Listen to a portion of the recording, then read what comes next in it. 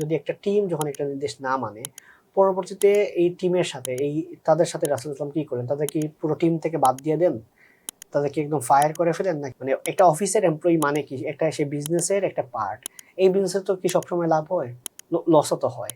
Loss যেহেতু হয় তার মানে কিন্তু যিনি বিজনেস চালান, সবকিছু করেন উনিও কিন্তু কোনো না কোনো সময় একটা ভুল স্ট্র্যাটেজি নেন, লস তো হয়। আমাদের সময়ও দেখি যে অনেক মানুষ কিন্তু অনেক মিস্টেক করে।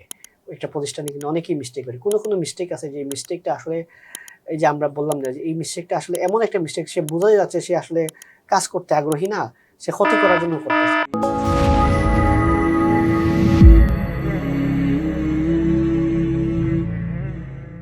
আসসালামু আলাইকুম ওয়া রাহমাতুল্লাহি ওয়া বারাকাতুহু। পবিত্র মাহে রমাদান উপলক্ষে সকলের প্রিয় গণমাধ্যম ফিজদেব বলের বিশেষ আয়োজন স্কিলস ফ্রম দ্য কুরআনের 25তম পর্বে স্বাগত জানাচ্ছি আমি রাকিবুল ইসলাম রইস।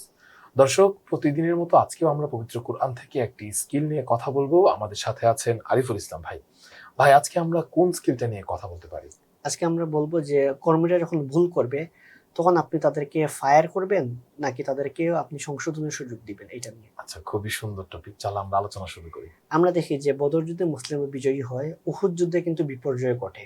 এবং উহুদ যুদ্ধে আসলে মুসলিমদের এমন একটা ক্ষতি হয় যে ক্ষতিটা আসলে অপূরণীয় একটা ক্ষতি ছিল। অনেক সাহাবী ইন্তেকাল শাহাদাত বরণ করেন, অনেকেই আহত হন এবং এমন পরিস্থিতি দাঁড়ায় যে রাসূলুল্লাহ সাল্লাল্লাহু আলাইহি ওয়াসাল্লাম ইন্তেকাল করছেন এরকম একটা গুজব ওঠে এবং তিনি নিজেও আহত হন। তিনি নিজেও আহত হন। তো এইটার অন্যতম কারণ ছিল রাসূলুল্লাহ সাল্লাল্লাহু আলাইহি ওয়াসাল্লামের একটা নির্দেশ না মানার কারণে, যেটা আমরা আগের পর্বেই আলোচনা করছি। তো এইখানে দেখি যদি একটা টিম যখন একটা নির্দেশ না মানে, পরবর্তীতে এই টিমের সাথে তাদের সাথে রাসূলুল্লাহ সাল্লাল্লাহু আলাইহি ওয়াসাল্লাম কি করেন? তাদের কি পুরো টিম থেকে বাদ দিয়ে দেন? তাদেরকে একদম ফায়ার করে ফেলেন? নাকি তাদেরকে ভুল যেটা সেটা বোঝার জন্য সুযোগ দেন? মিস্টেক যেটা করছে সেটার জন্য তাদেরকে গাইড করেন? আমরা দেখি যে ওই সময় রাসূলুল্লাহ সাল্লাল্লাহু আলাইহি ওয়াসাল্লাম তাদেরকে কিন্তু গাইড করেন। তাদেরকে কিন্তু একদম ফায়ার করেন নাই। যে তাদেরকে কিন্তু আর তোমাদেরকে সেনাবাহিনীর মধ্যে নিব না, এরকম করেন নাই। অর্থাৎ এই জায়গাটা থেকেও আমরা দেখি যে মানুষ কিন্তু মিস্টেক করবে। এবং মিস্টেক যে করবে সেটার জন্য তাদেরকে আসলে সুযোগ দিতে হবে। আবার যেন তারা মিস্টেক না করে। বারবার যদি করে, রাসূলুল্লাহ সাল্লাল্লাহু আলাইহি ওয়াসাল্লামের একটা হাদিস আছে, মুমিনরা একটা গর্তে দুবার পা ফেলে না। অর্থাৎ একবার আপনি মিস্টেকটা করলেন কিন্তু আপনি বুঝছেন যে এরা আর শুধরাবেই না। ওইটা কিন্তু আলাদা হিসাব। আর একটা মিস্টেক যদি কেউ করে, এই মিস্টেকটা করার ফলে আপনি জানেন তাদেরকে ট্রেনিং দিলে তারা সংশোধন হবে, তাহলে আপনি তাদেরকে সেই সুযোগটা দিবেন। আমাদের সময়ও দেখি যে অনেক মানুষ কিন্তু অনেক মিস্টেক করে। একটা প্রতিষ্ঠানে কিন্তু অনেকেই মিস্টেক করে। কোনো মিস্টেক আছে যে মিস্টেকটা আসলে এই যে আমরা বললাম না যে এই মিস্টেকটা আসলে এমন একটা মিস্টেক সে বোঝাই যাচ্ছে সে আসলে কাজ করতে আগ্রহী না, সে ক্ষতি করার জন্য করতেছে। আর কোনো মিস্টেক আছে সে একটা ভালো কিছু চাওয়ার জন্য করছে, বা এমন একটা অন্য একটা এটা চিন্তা করে নেয়, না চিন্তা করে করছে এবং এটার ফলে আসলে একটা মিস্টেক হয়ে যায়।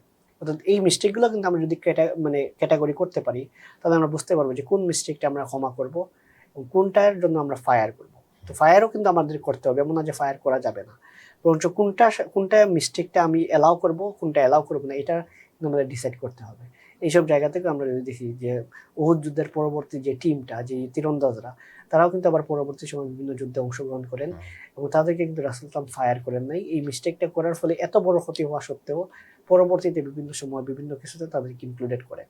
আমরা যদি আমাদের অফিস ম্যানেজমেন্ট থেকে শুরু করে বিজনেস ম্যানেজমেন্ট এইসব নিয়ে কথা বলি, তাহলে আমরা দেখব যে অনেকেই মিস্টেক করবে এবং তাকে আপনি সুযোগ দিতে হবে।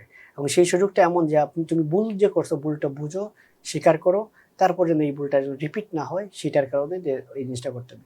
আমরা কিন্তু সবাই ভুল করি। ভুল যদি না হইতো বিজনেসে তো লস হইতো না। মানে একটা অফিসের এমপ্লয়ি মানে কি? একটা সে বিজনেসের একটা পার্ট। এই বিজনেসে তো কি সবসময় লাভ হয়? লসও তো হয়। লস যেহেতু হয় তার মানে কিন্তু যিনি বিজনেস চালান, সবকিছু করেন উনিও কিন্তু কোনো না কোনো সময় একটা ভুল স্ট্র্যাটেজি নেন, লস তো হয়। তার মানে আপনি নিজে যখন ভুল করেন তখন কিন্তু এই জিনিসটা আপনি এলাও করতে হবে। আপনার এমপ্লয়িরা কোনো ক্ষেত্রে ভুল করবে।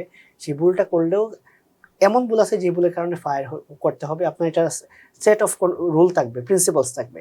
যে এরকম যদি চুরি করে, সে যদি এরকম কিছু করে, যে জিনিসটা আসলে তার মধ্যে এমন একটা ঢুকে গেছে, এটা আসলে চাইলেও পুরো টিমটা ক্ষতিগ্রস্ত হবে, তখন এই জিনিসটা আপনি করবেন। আর যখন দেখবেন না এই ভুলটা আসলে এমন একটা ভুল, এটা হলো গিয়ে অসচেতনতার কারণে একটা ভুল। এই জিনিসটা আসলে নেক্সট টাইম তারা করবে না। তখন আপনি যখন বুঝবেন, তখন কিন্তু এই জিনিসটা অন্যভাবে চিন্তা করবেন। আমরা খুবই চমৎকার একটি স্কিল নিয়ে কথা বললাম। এইটা আমার মনে হয় প্রত্যেকটা মানুষকে একটা করে সুযোগ দেওয়া দরকার। কারণ মানুষ মাত্রই ভুল। ইনসান শব্দের অর্থই হলো ভুল।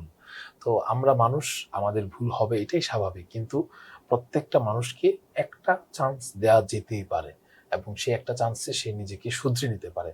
এটা হলে আমাদের সবকিছু পরিবেশটা খুব স্বাভাবিক থাকবে এবং শেখার আগ্রহ তৈরি হবে মানুষের মধ্যে। আমাদের খুব সুন্দর চমৎকার একটি আলোচনা ছিল। আশা করি আমাদের এই আলোচনা থেকে আপনারা সামান্য হলেও উপকৃত হয়েছেন। দর্শক, ইনশাআল্লাহ আগামী পর্বে আমরা পবিত্র কোরআন থেকে আরো একটি দারুণ স্কিল নিয়ে কথা বলবো। সে পর্যন্ত ভালো থাকবেন। আসসালামু আলাইকুম ওয়া রাহমাতুল্লাহ।